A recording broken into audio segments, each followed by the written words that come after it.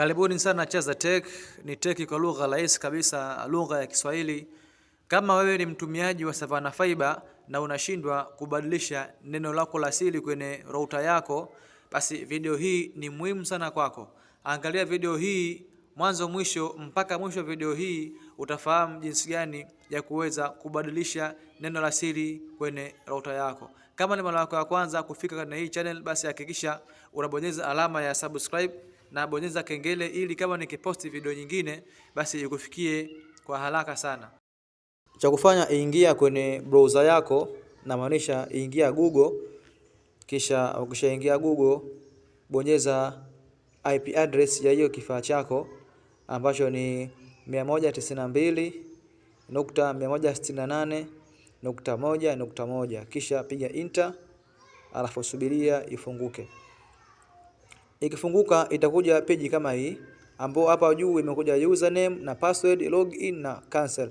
Kwa hiyo kwenye username wewe utaandika user kwa herufi ndogo, na hapa kwenye password utaandika user pia kwa herufi ndogo, alafu 1 2 3 4.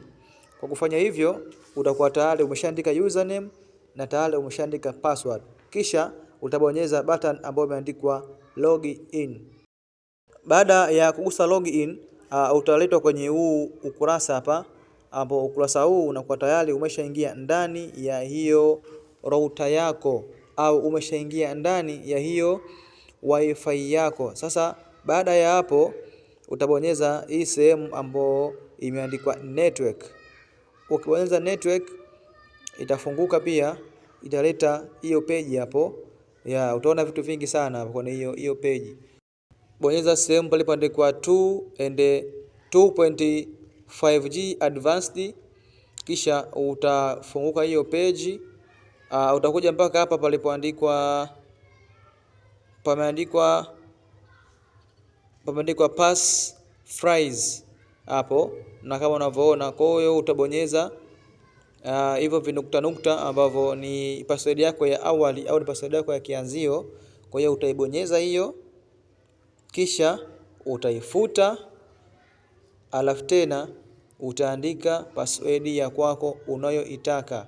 Kwa kufuata hatua hizi utakuwa tayari umeshabadilisha password yako ya Savannah router au Savannah wifi. Baada ya kufuta hizo password za awali na ukaandika za kwako mpya na ukabonyeza apply, itakuwa tayari umeshabadilisha password ya router yako. Hapo hapo utatoka nje ya mtandao. Kwa hivyo cha kufanya, utaingia tena kwa kuandika password yako mpya hiyo ambayo umeibadilisha.